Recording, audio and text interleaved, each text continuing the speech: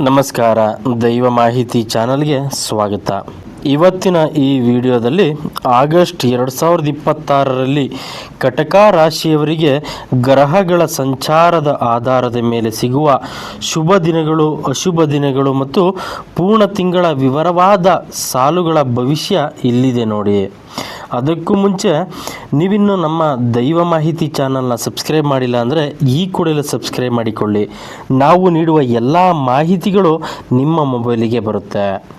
ಕಟಕ ರಾಶಿಯವರಿಗೆ ಆಗಸ್ಟ್ ತಿಂಗಳಿನಲ್ಲಿ ಶುಭ ದಿನಗಳು ಯಾವುದಪ್ಪ ಅಂದರೆ 2ನೇ ತಾರೀಕು, 3ನೇ ತಾರೀಕು, 7ನೇ ತಾರೀಕು, 8ನೇ ತಾರೀಕು, 11ನೇ ತಾರೀಕು, 12ನೇ ತಾರೀಕು, 16ನೇ ತಾರೀಕು, 17ನೇ ತಾರೀಕು, 20ನೇ ತಾರೀಕು, 21ನೇ ತಾರೀಕು, 25ನೇ ತಾರೀಕು, 26ನೇ ತಾರೀಕು ಮತ್ತು 30ನೇ ತಾರೀಕು. ಈ ಇಷ್ಟೂ ದಿನಗಳಲ್ಲಿ ಪ್ರಮುಖ ಕೆಲಸಗಳು, ಹಣಕಾಸಿನ ವ್ಯವಹಾರಗಳು ಮತ್ತು ಹೊಸ ಯೋಜನೆಗಳನ್ನು ಕಟಕ ರಾಶಿಯವರು ಪ್ರಾರಂಭಿಸುವುದು ಉತ್ತಮ ದಿನಾನೇ ಅಂತಾನೆ ಹೇಳಬಹುದು. ಹಾಗೆ ಕಟಕ ರಾಶಿಯವರಿಗೆ ಆಗಸ್ಟ್ ತಿಂಗಳಿನಲ್ಲಿ ಅಶುಭ ದಿನಗಳು ಯಾವುದಪ್ಪ ಅಂದರೆ 4ನೇ ತಾರೀಕು, 5ನೇ ತಾರೀಕು, 13ನೇ ತಾರೀಕು, 14ನೇ ತಾರೀಕು, 22ನೇ ತಾರೀಕು, 23ನೇ ತಾರೀಕು ಹಾಗೂ 31ನೇ ತಾರೀಕು. ಈ ದಿನಗಳಲ್ಲಿ ಮಾನಸಿಕ ಒತ್ತಡ, ಅನಗತ್ಯವಾದ ಖರ್ಚು ಅಥವಾ ಜಗಳಗಳು ಬರಬಹುದು. ಇದಕ್ಕಾಗಿ ಜಾಗರೂಕರಾಗಿರಿ. ಇಷ್ಟೂ ದಿನಗಳಲ್ಲಿ ಎಚ್ಚರಿಕೆಯಿಂದ ವಹಿಸಬೇಕಾಗಿ ಹೇಳಲಾಗಿದೆ. ಹಾಗೆ ಆಗಸ್ಟ್ ತಿಂಗಳು ಕಟಕ ರಾಶಿಯವರಿಗೆ ಮಿಶ್ರ ಫಲಗಳನ್ನು ನೀಡುತ್ತೆ. ತಿಂಗಳ ಮೊದಲಾರ್ಧದಲ್ಲಿ ಕೆಲವೊಂದು ಸವಾಲುಗಳನ್ನು ಕಟಕ ರಾಶಿಯವರು ಎದುರಿಸಬಹುದು. ದ್ವಿತೀಯಾರ್ಧದಲ್ಲಿ ಪರಿಸ್ಥಿತಿಗಳು ನಿಮ್ಮ ನಿಯಂತ್ರಣಕ್ಕೆ ಬರುತ್ತೆ. ಹಾಗೆ ಚಂದ್ರನ ಸಂಚಾರದಿಂದ ಮನಸ್ಸಿನಲ್ಲಿ ಆಗಾಗಲೇ ಭಾವನಾತ್ಮಕ ಏರಿಳಿತಗಳಿರುತ್ತವೆ. ನಿಮ್ಮ ಆಲೋಚನೆಗಳಲ್ಲಿ ಸ್ಪಷ್ಟತೆಯನ್ನು ಕಾಯ್ದುಕೊಳ್ಳುವುದು ಮುಖ್ಯ. ಕಟಕ ರಾಶಿಯವರಿಗೆ ಹಳೆಯ ನೆನಪುಗಳು ನಿಮ್ಮನ್ನು ಸ್ವಲ್ಪ ಕಾಡಬಹುದು. ಹಾಗೆ ಕುಟುಂಬದ ಹಿರಿಯರ ಬೆಂಬಲ ಕಟಕ ರಾಶಿಯವರಿಗೆ ಹೊಸ ಧೈರ್ಯವನ್ನು ನೀಡುತ್ತೆ. ಧಾರ್ಮಿಕ ಮತ್ತು ಆಧ್ಯಾತ್ಮಿಕ ಕೆಲಸಗಳಲ್ಲಿ ಆಸಕ್ತಿ ಹೆಚ್ಚಾಗುತ್ತೆ.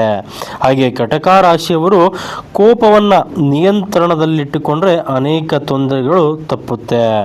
ಯಾವುದೇ ನಿರ್ಧಾರವನ್ನು ತೆಗೆದುಕೊಳ್ಳುವಾಗ ತಾರಾತೂರಿ ಬೇಡ. ಇನ್ನು ಕಟಕ ರಾಶಿಯವರಿಗೆ ಆಗಸ್ಟ್ ತಿಂಗಳಿನಲ್ಲಿ ಧನ ಸಂಪತ್ತು ಮತ್ತು ಹಣಕಾಸಿನ ವಿಚಾರಕ್ಕೆ ಬಂದರೆ, ಹಣಕಾಸಿನ ವಿಚಾರದಲ್ಲಿ ಈ ತಿಂಗಳು ಸಾಧಾರಣವಾಗಿರುತ್ತೆ. ತಿಂಗಳ ಆರಂಭದಲ್ಲಿ ಅನಿರೀಕ್ಷಿತ ಖರ್ಚುಗಳು ಬರಬಹುದು. ಆದಾಯದ ಮೂಲಗಳು ಸ್ಥಿರವಾಗಿದ್ದರೂ ಉಳಿತಾಯ ಮಾಡುವುದು ಕಟಕ ರಾಶಿಯವರಿಗೆ ಕಷ್ಟವಾಗಬಹುದು. ಸಾಲ ನೀಡುವಾಗ ಅಥವಾ ಪಡೆಯುವಾಗ ಎಚ್ಚರ ವಹಿಸಬೇಕಾಗುತ್ತೆ. ಹೂಡಿಕೆ ಮಾಡುವ ಮುನ್ನ ಅನುಭವಿಗಳ ಸಲಹೆಯನ್ನು ಪಡೆಯಬೇಕು. ಭೂಮಿ ಅಥವಾ ಆಸ್ತಿ ಸಂಬಂಧಿಸಿದ ವ್ಯವಹಾರಗಳಲ್ಲಿ ನಿಧಾನತೆ ಇರಬೇಕು. ಹಾಗೆ ತಿಂಗಳ ದ್ವಿತೀಯಾರ್ಧದಲ್ಲಿ ಹಣಕಾಸಿನ ಅರಿವು ಉತ್ತಮಗೊಳ್ಳುತ್ತೆ. ಕಟಕ ರಾಶಿಯವರಿಗೆ ಉತ್ತಮಗೊಳ್ಳುತ್ತೆ.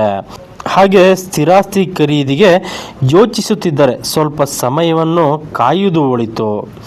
ಅನಗತ್ಯ ಶೋಕಿ ಮತ್ತು ಐಷಾರಾಮಿ ವಸ್ತುಗಳ ಮೇಲೆ ಖರ್ಚುಗಳನ್ನು ಕಡಿಮೆ ಮಾಡಬೇಕು. ಹಾಗೆ ಬಾಕಿ ಇರುವ ಹಣ ಕೈ ಸೇರಲು ಸ್ವಲ್ಪ ಸಮಯ ಹಿಡಿಬಹುದು. ಇನ್ನು ಕಟಕ ರಾಶಿಯವರಿಗೆ ಆಗಸ್ಟ್ ತಿಂಗಳಿನಲ್ಲಿ ಉದ್ಯೋಗ ಮತ್ತು ವೃತ್ತಿ ಜೀವನವನ್ನು ನೋಡೋದಾದರೆ, ಉದ್ಯೋಗಸ್ಥರಿಗೆ ಕೆಲಸದ ಸ್ಥಳದಲ್ಲಿ ಜವಾಬ್ದಾರಿಗಳು ಹೆಚ್ಚಾಗುತ್ತೆ. ಮೇಲಧಿಕಾರಿಗಳೊಂದಿಗೆ ಮಾತನಾಡುವಾಗ ಕಟಕ ರಾಶಿಯವರು ತಾಳ್ಮೆಯಿಂದ ಇರುವುದು ಅಗತ್ಯವಾಗಿದೆ. ಸಹೋದ್ಯೋಗಿಗಳ ಬೆಂಬಲ ಮಿಶ್ರ ಪ್ರತಿಕ್ರಿಯೆಯಿಂದ ಕೂಡಿರುತ್ತೆ. ಹಾಗೆ ಕೆಲಸದ ನಿಮಿತ್ತ ಸಣ್ಣ ಪ್ರಯಾಣಗಳನ್ನು ಮಾಡಬೇಕಾಗಬಹುದು. ಕೆಲಸವನ್ನು ಬದಲಾಯಿಸುವುದು ಕಟಕ ರಾಶಿಯವರಿಗೆ ಆಗಸ್ಟ್ ತಿಂಗಳು ಇದು ಸೂಕ್ತದ ಸಮಯವಲ್ಲ. ನಿಮ್ಮ ಶ್ರಮಕ್ಕೆ ತಕ್ಕ ಫಲ ತಡವಾಗಿ ಸಿಗುತ್ತೆ. ಹಾಗೆ ಕಚೇರಿಯ ರಾಜಕೀಯರಿಂದ ದೂರವಿರಿ. ಹೊಸ ಯೋಜನೆಗಳನ್ನು ಕೈ ತೆಗೆದುಕೊಳ್ಳುವಾಗ ಗಮನವಿರಲಿ. ಹಾಗೆ ತಿಂಗಳ ಕೊನೆಯ ವಾರದಲ್ಲಿ ಉದ್ಯೋಗದಲ್ಲಿ ಅನುಕೂಲವಾದ ವಾತಾವರಣವಿರುತ್ತೆ. ಇನ್ನು ಪದೋನ್ನತಿ ಅಥವಾ ಬಡ್ಡಿಗಾಗಿ ಮಾಡುತ್ತಿರುವ ಪ್ರಯತ್ನಗಳು ಮುಂದುವರಿಯಲಿ. ಹಾಗೆ ಕಟಕ ರಾಶಿಯವರಿಗೆ ವ್ಯಾಪಾರ ಮತ್ತು ವ್ಯವಹಾರದ ವಿಚಾರವನ್ನು ನೋಡೋದಾದರೆ ವ್ಯಾಪಾರಿಗಳಿಗೆ ಈ ತಿಂಗಳು ಸವಾಲಿನಿಂದ ಕೂಡಿರಬಹುದು. ಹಾಗೆ ಗ್ರಾಹಕರೊಂದಿಗೆ ಉತ್ತಮ ಬಾಂಧವ್ಯವನ್ನು ಬೆಳೆಸಿಕೊಳ್ಳಿ. ನಷ್ಟ ತಪ್ಪಿಸಲು ಹೊಸ ಷರತ್ತುಗಳನ್ನು ಆಲೋಚಿಸಿ ಜಾರಿಗೆ ತನ್ನಿ. ಸರ್ಕಾರಿ ಕೆಲಸಗಳಿಗೆ ಸಂಬಂಧಿಸಿದ ವ್ಯಾಪಾರದಲ್ಲಿ ಪ್ರಗತಿಯೇ ಕಂಡುಬರುತ್ತೆ. ಸ್ಪರ್ಧಿಗಳಿಂದ ಕಠಿಣ ಸ್ಪರ್ಧೆಯನ್ನು ಎದುರಿಸಬೇಕಾಗುತ್ತೆ. ಸರಕು ಸಂಗ್ರಹಣೆಗಳಲ್ಲಿ ಜಾಗರೂಕರಾಗಿ. ಹಾಗೆ ಸಣ್ಣ ಪ್ರಮಾಣದ ಹೂಡಿಕೆಗಳು ಲಾಭ ತರಬಹುದು. ಹಾಗೆ ಮಾರ್ಕೆಟಿಂಗ್ ವಿಭಾಗದಲ್ಲಿರುವವರಿಗೆ ಶುಭ ಫಲಗಳು ಸಿಗಲಿವೆ. ತಿಂಗಳ ಕೊನೆಯ ದಿನಗಳಲ್ಲಿ ಉತ್ತಮ ಲಾಭವನ್ನು ಸೂಚಿಸುತ್ತೆ. ಇನ್ನು ಕಟಕ ರಾಶಿಯವರಿಗೆ ಕೌಟುಂಬಿಕ ಮತ್ತು ಪ್ರೇಮ ಜೀವನ ಹೇಗಿರುತ್ತಪ್ಪ ಅಂದರೆ ಕೌಟುಂಬಿಕ ಜೀವನದಲ್ಲಿ ಸಣ್ಣ ಪುಟ್ಟ ಭಿನ್ನಾಭಿಪ್ರಾಯಗಳು ಬರಬಹುದು. ಹಾಗೆ ಸಂಗಾತಿಯ ಆರೋಗ್ಯದ ಬಗ್ಗೆ ಗಮನ ಹರಿಸಬೇಕಾಗುತ್ತೆ. ದಂಪತಿಗಳ ನಡುವೆ ಪರಸ್ಪರ ಗ್ರಹಿಕೆ ಮುಖ್ಯವಾಗಿದೆ. ಮಕ್ಕಳ ಶಿಕ್ಷಣ ಮತ್ತು ನಡವಳಿಕೆ ಸಮಾಧಾನ ತರುತ್ತೆ. ಮನೆಯಲ್ಲಿ ಶುಭ ಕಾರ್ಯಗಳ ಆಯೋಜನೆಗಳಿಗೆ ಚರ್ಚೆ ನಡೆಯಬಹುದು. ಹಾಗೆ ಪ್ರೇಮಿಗಳಿಗೆ ಈ ತಿಂಗಳು ಮಧ್ಯಮ ಫಲ. ಭಾವನಾತ್ಮಕ ನಿರ್ಧಾರಗಳು ಬಂಧವನ್ನು ಬಲಪಡಿಸುತ್ತೆ. ಸಂಬಂಧಿಕರ ಆಗಮನದಿಂದ ಮನೆಯಲ್ಲಿ ಉತ್ಸಾಹ ಹೆಚ್ಚಿಸುತ್ತೆ. ಕುಟುಂಬದ ಆಸ್ತಿ ವಿಚಾರದಲ್ಲಿ ಶಾಂತತೆಯನ್ನು ಕಾಪಾಡಿಕೊಳ್ಳಿ. ಹಿರಿಯರ ಆರೋಗ್ಯದ ಕಡೆ ಗಮನ ಕೊಡುವುದು ಅಗತ್ಯವಾಗಿದೆ. ಇನ್ನು ಕಟಕ ರಾಶಿಯವರಿಗೆ ಆರೋಗ್ಯದ ವಿಚಾರಕ್ಕೆ ಬಂದರೆ ಆರೋಗ್ಯದ ದೃಷ್ಟಿಯಿಂದ ಈ ತಿಂಗಳು ಸ್ವಲ್ಪ ಜಾಗರೂಕತೆ ಅಗತ್ಯವಾಗಿದೆ. ಹಾಗೆ ಹೊಟ್ಟೆಗೆ ಸಂಬಂಧಿಸಿದ ಸಮಸ್ಯೆಗಳು ಅಥವಾ ಜೀರ್ಣಕ್ರಿಯೆ ತೊಂದರೆ ಬರಬಹುದು. ಸಮಯಕ್ಕೆ ಸರಿಯಾಗಿ ಆಹಾರ ಸೇವಿಸುವುದು ಮುಖ್ಯ. ಮಾನಸಿಕ ಒತ್ತಡವನ್ನು ಕಡಿಮೆ ಮಾಡಲು ಯೋಗ ಮತ್ತು ಧ್ಯಾನವನ್ನು ಮಾಡಿ. ನಿದ್ರಾಹೀನತೆ ಕಾಡಬಹುದು. ವಿಶ್ರಾಂತಿಗೆ ಅಗತ್ಯ ನೀಡಿ. ಚಾಲನೆ ಮಾಡುವಾಗ ಮತ್ತು ಪ್ರಯಾಣದಲ್ಲಿ ಎಚ್ಚರಿಕೆಯನ್ನು ವಹಿಸಬೇಕು. ಹಳೆಯ ಅನಾರೋಗ್ಯ ಮರುಕಳಿಸದಂತೆ ನೋಡಿಕೊಳ್ಳಿ. ನೀರಿನ ಸೇವನೆಯನ್ನು ಹೆಚ್ಚಿಸಿ. ಧನಾತ್ಮಕ ಚಿಂತನೆಗಳು ಆರೋಗ್ಯವನ್ನು ಉತ್ತಮವಾಗಿಡುತ್ತವೆ. ಇನ್ನು ಕಟಕ ರಾಶಿಯವರಿಗೆ ಶಿಕ್ಷಣ ಮತ್ತು ವಿದ್ಯಾರ್ಥಿ ಜೀವನ ಹೇಗಿರುತ್ತಪ್ಪ ಅಂದರೆ ವಿದ್ಯಾರ್ಥಿಗಳಿಗೆ ಗಮನ ಕೇಂದ್ರೀಕರಿಸುವುದು ಸವಾಲಾಗಬಹುದು. ಶಿಕ್ಷಕರು ಮತ್ತು ಪೋಷಕರ ಮಾರ್ಗದರ್ಶನ ಪಡೆಯಬೇಕು. ಉನ್ನತ ಶಿಕ್ಷಣ ಬಯಸುವವರಿಗೆ ಶುಭವಾರ್ತೆ ಸಿಗುತ್ತೆ. ಹಾಗೆ ಪರೀಕ್ಷೆಗಳಲ್ಲಿ ಸಿದ್ಧರಾಗುವಾಗ ಅನಗತ್ಯ ಚಿಂತೆ ಬಿಡಿ. ಸ್ನೇಹಿತರೊಂದಿಗೆ ಸಮಯವನ್ನು ವ್ಯರ್ಥ ಮಾಡಬೇಡಿ. ಏಕಾಗ್ರತೆ ಹೆಚ್ಚಿಸಲು ಬೆಳಗ್ಗಿನ ಸಮಯವನ್ನು ಅಧ್ಯಯನಕ್ಕೆ ಬಳಸಿ. ತಾಂತ್ರಿಕ ಶಿಕ್ಷಣವನ್ನು ಪಡೆಯುತ್ತಿರುವವರಿಗೆ ಹೊಸ ಅವಕಾಶಗಳಿವೆ.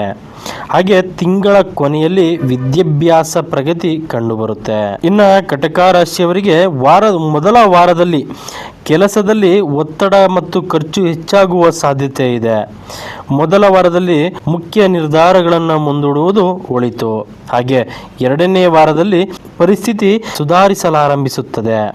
ಹಾಗೆ ಧನಾಗಮನಕ್ಕೆ ಹೊಸ ದಾರಿಗಳು ಕಾಣಿಸುತ್ತದೆ. ಹಾಗೆ ಮೂರನೇ ವಾರದಲ್ಲಿ ವೈಯಕ್ತಿಕ ಜೀವನದಲ್ಲಿ ಸಂತೋಷ ಮತ್ತು ನೆಮ್ಮದಿ ಸಿಗುತ್ತೆ.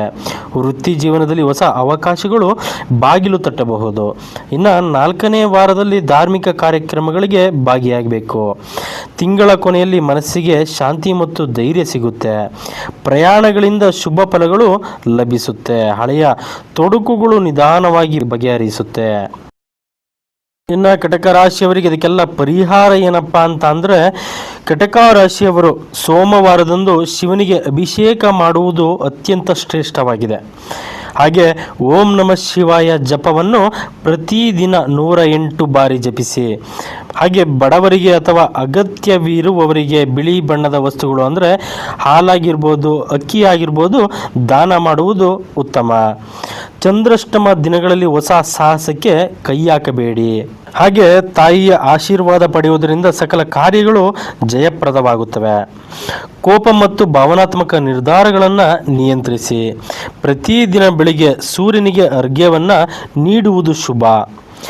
ಅಶುಭ ದಿನಗಳಲ್ಲಿ ಜಾಗರೂಕರಾಗಿದ್ದರೆ ಯಾವುದೇ ದೊಡ್ಡ ತೊಂದರೆ ಇರೋದಿಲ್ಲ. ಧನಾತ್ಮಕ ಆಲೋಚನೆಯೇ ನಿಮ್ಮ ದೊಡ್ಡ ಶಕ್ತಿಯಾಗಿದೆ. ಒಟ್ಟಾರೆಯಾಗಿ ಈ ತಿಂಗಳು ತಾಳ್ಮೆಯಿಂದ ವ್ಯವಹರಿಸಿದರೆ ಯಶಸ್ಸು ಖಂಡಿತ. ಇಂತಹ ಹೆಚ್ಚಿನ ಮಾಹಿತಿಗಾಗಿ ಲೈಕ್ ಮಾಡಿ, ಶೇರ್ ಮಾಡಿ, ಸಬ್ಸ್ಕ್ರೈಬ್ ಮಾಡಿ. ಮುಂದಿನ ಬಾರಿ ಮತ್ತೊಂದು ವಿಶೇಷ ಮಾಹಿತಿಯೊಂದಿಗೆ ಭೇಟಿಯಾಗೋಣ. ಧನ್ಯವಾದಗಳು.